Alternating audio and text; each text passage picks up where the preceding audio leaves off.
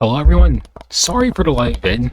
I decided to not upload earlier as soon as this video came out because I wanted to sit and gather my thoughts because I was pretty tilted when I woke up, but it was because of the fact that basically with the current meta, I'll talk about it a bit later. So basically what we're going to be doing for this video here's the format. I will show you what their skills look like, and I'm going to be going under the assumption that you already saw it, and so we'll just get right into the meat and bones, so that way I respect your time and you just get my opinion on their kits.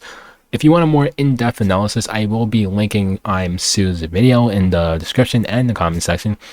I think he'll do a really good job of describing all like small details and have a really good analysis on how the character will come. Now, first, I actually want to look at actually, let's take a look at Ainz first. So, I mean, he is going to be the free 5-star, so we'll talk about Ainz first.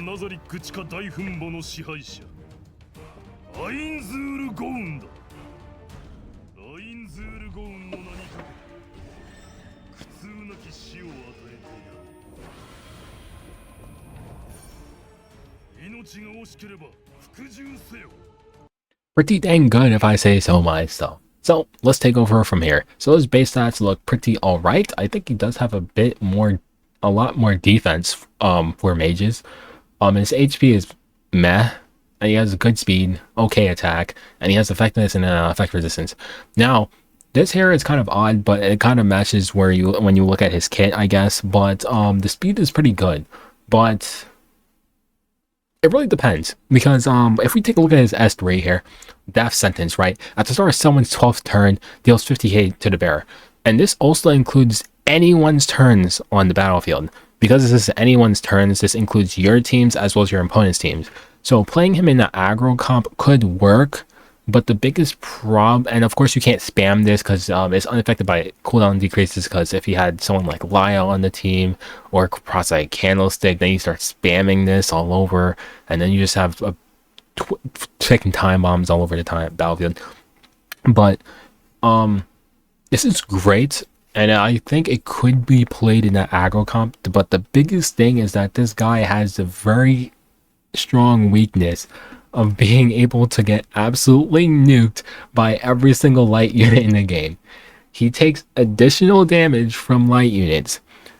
Now, and of course, and then his passive has a 35% chance to proc, which is pretty unreliable, right? So he has a counter, he has a built-in counter, and only is going to proc after a 35% chance. So it's not a guaranteed chance. Now, of course, it works like an outburst, right? The more targets are hit, the more chances of it actually landing. So AoE attack is probably going to proc it. And as well as he has stun on his S1. His S1 is actually extremely basic and only has the stun. But you're able to burn it for 20 souls to gain an extra turn. So you might actually be able to cycle into his passive. But his passive also has like a 2-turn cooldown. A 3-turn cooldown, so you will have a 1-turn off turn on this if you even take enough turns. So he's kind of like middle ground. I don't think he's going to be too overpowered, and if I put him on a rating, I think he's probably going to be either third or second in terms of who is the best out of this collab, because he has a really bad weakness, as in if he gets hit by a light enemy, he dies. And a very prominent character, which probably might not be prominent after Shalltear comes out when we take a look at her kit, but Aiden will actually one-tap this because she gets additional damage into dark units, and of course light units already have bonus damage into dark units, and in addition to this passive, you're dead. You're just dead, okay? Like, there's a lot of good light units in the game. We have Spez. Spez is going to one-tap this. Aiden is going to one-tap this. Landy may not one-tap this, but holy, she's going to absolutely damage this man.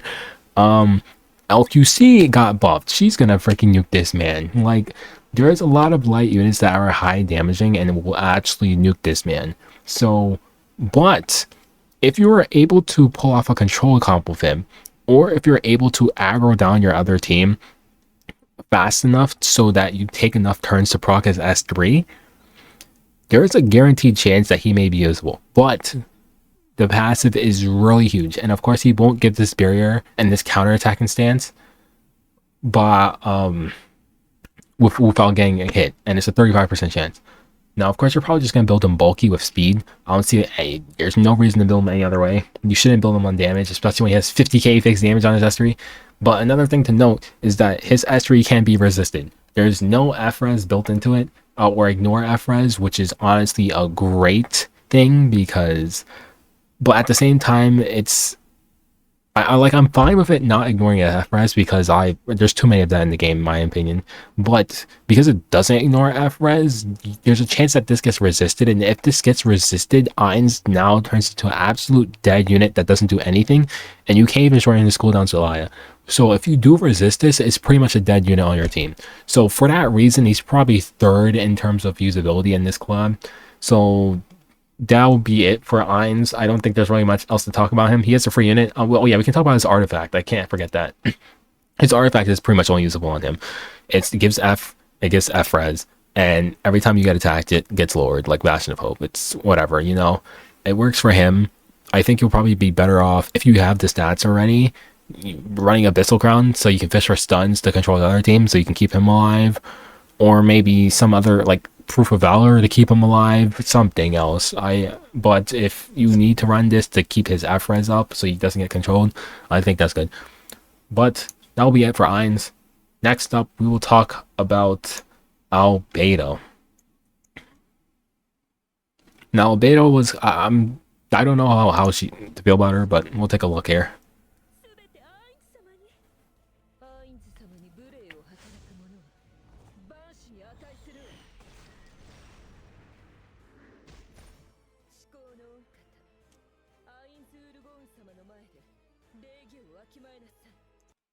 All right, we'll take it from here. First of all, she's hot. I love Albedo. She's hot. Okay, I'm sorry. Anyways, she has pretty. She's not very fast, but but I think she's pretty fast for a knight. She has. I don't know if this is a really good base stats for a knight. Unfortunately, I cannot tell that. I think she does have higher health, and I don't know about the defense, but it does look high enough. But I don't know if that's really on average a good stat line. I would have to look this up. I don't know if this is unique. Once again, you'll probably find this out in Sue's video. But let's get on to the kit. So the S3 is pretty good, and I think it's going to mesh really well with her cycling. So this is a full strip, and in this current meta, I think this is great because there's a lot of buff stacking as of right now, and this being a full strip is beautiful. It puts an unbuffable, so you can't further buff without a cleanser, as well as just a debreak them. Really two strong debuffs as well as a strong skill itself, and the damage is by health. Now, unfortunately, it's by health. Now, this is what I first saw and I was a little bit sad about. So I don't know how it's going to turn out because, I mean, there's a lot of HP skillers, and as you know, there's barely any in the current meta. And the reason being is because of DDR Shu, and soon Shalltear. Once again, we're going to see that soon. So injury is all over the place. So being an HP scaling bruiser sucks, and the only person who can probably get away with it is Laya. And even so, injury does hurt her. The only reason Laya would still be playable is the fact that she can shorten cooldowns and pull dual attacks for her team, and has a 25% CR push. So that's the only reason that she would be better. But injury does hurt her. But everyone else who gets injured is pretty much unusable. Like, let's look at Hawk. She just gets destroyed by injury. Yulha was one of my favorite tanks. I can't use her in RTA anymore because if DDR or Shu just comes out, she just loses all of her value the moment she starts getting injured. So it's like, yeah, being an HP scaling bruiser in this meta sucks. So when I saw that she scaled off HP, I was like, man. But if we take a look at her S2 here, I was reading this, and I was unsure if this is actually going to make an impact. Now, first and foremost, I want to get this out of the way. A lot of people were getting this confused with Carmen's passive. This is not Carmen's passive at all. This is only for critical hits, okay?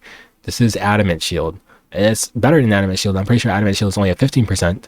This is a 20%, so it's a little bit better, but it's for critical hits only. It's not Carmen passive. So this will only contribute towards critical hits. So Laya S3 will still do 20k into someone in your team.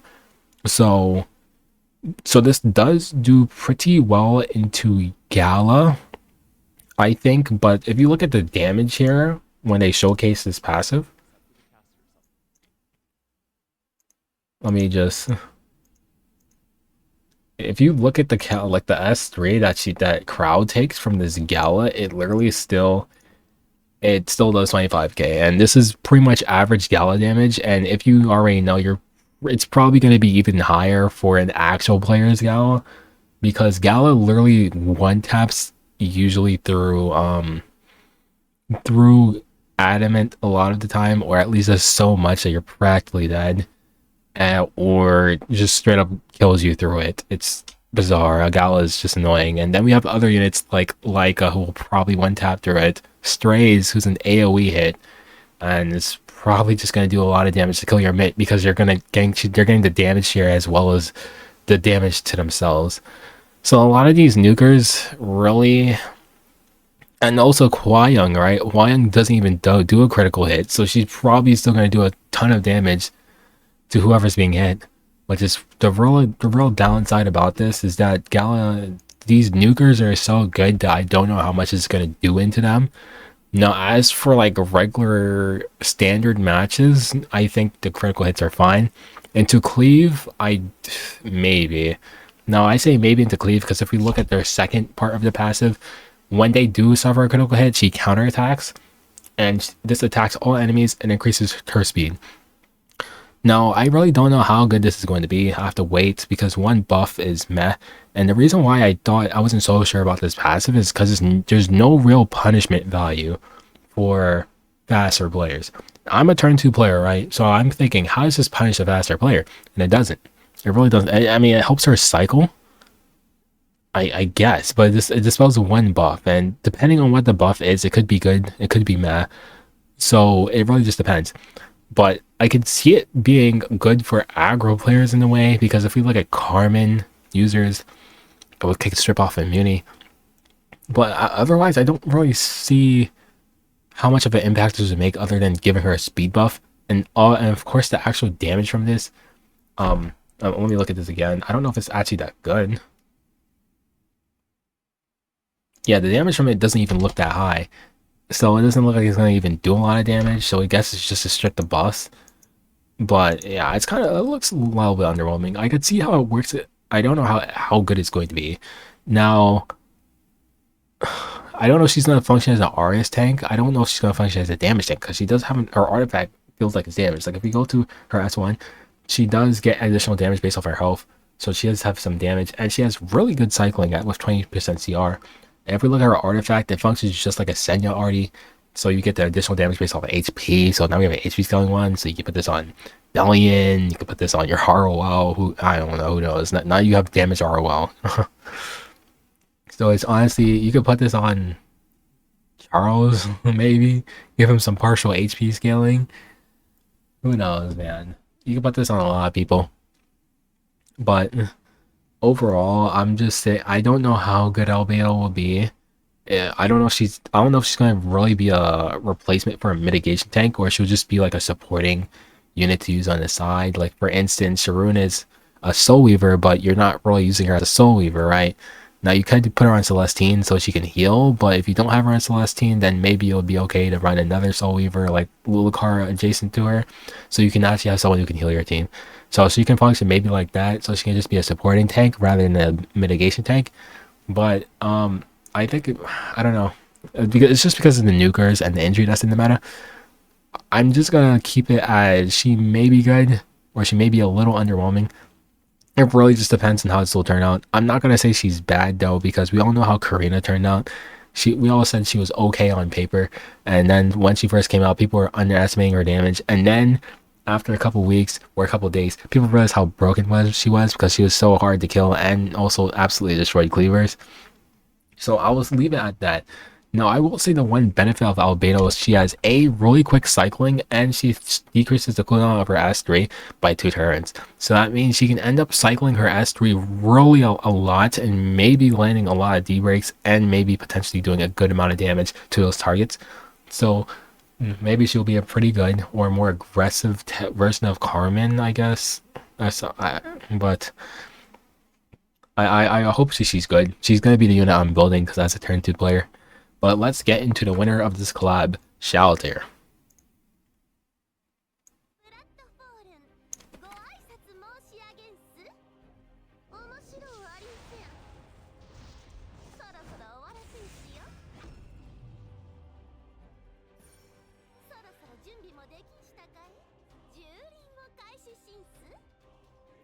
Looks great as well. Really looks great as well.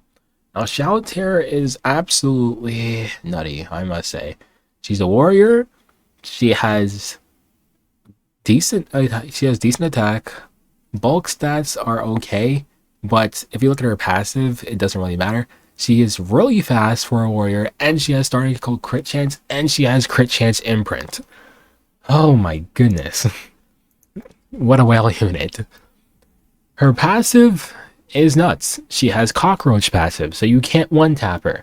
And at the start of the turn, if her health is above 60, she also gives herself an attack buff. And at the end of the turn, she gives herself free stealth. So not only is she has to have cockroach passive, but she also has stealth, so you can't target her. So you need AoE units to fight her. And she gives herself an attack buff. And mind you, she is a warrior, so yeah, maybe you can land an unbuffable on her, but then she can just use Laya artifact to cleanse that off. But if we take a look at her artifact is a mixture of two artifacts. We'll take a look at it in a second. But her S3 is also absolutely nuts.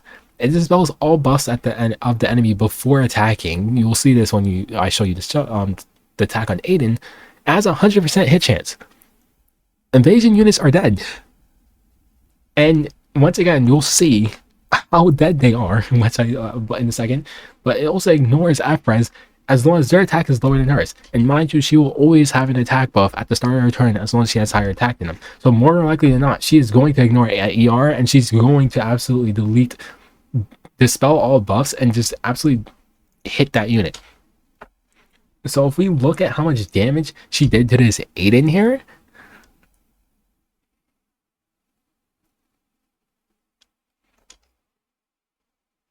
it was 25k.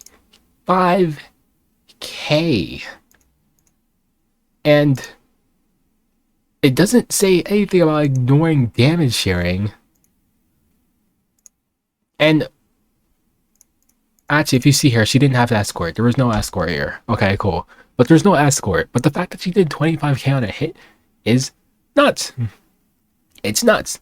It ignores ER as long as they have lower attack than her, meaning she can full strip a Soul Weaver. She can full strip a tank. She can full strip any other scaler that is an attack scaler, right?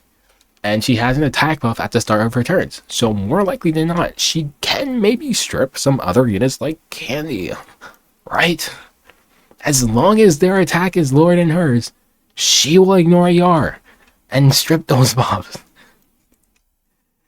Oh, gosh. And then we take a look at her S1, and it inflicts injuries. And also, when you soul burn it for 10 souls, it also increases the damage dealt and the amount of injury damage you do.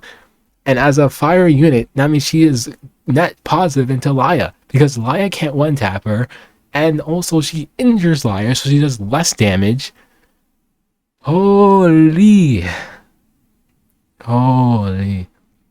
And then let's put some icing on the cake and talk about the artifact. Like I said, it is quite literally an always active golden rose.